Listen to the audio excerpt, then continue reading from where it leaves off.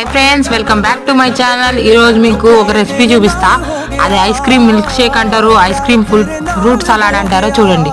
ఫస్ట్గా ఒక బౌల్ తీసుకొని అందులో వాటర్ వేసి కింద వాటర్ని హీట్ చేయండి. పైన ఒక బౌల్ పెట్టి దాంట్లో మిల్క్ మేడ్, చాక్లెట్ ఇంకా అదేసి బాగా మిక్స్ చేయండి. అదొక క్యారమెల్ సిరప్ లా వస్తుంది. అది గ్లాస్లో వేసేయండి. మిగిలిన దాంట్లో నట్స్ వేసి లైట్గా ప్రీ హీట్ చేయండి.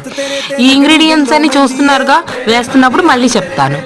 గ్లాస్ని డెకరేట్ చేసుకున్నారు కదా, మిల్క్ మేడ్తో కూడా డెకరేట్ చేసుకోండి.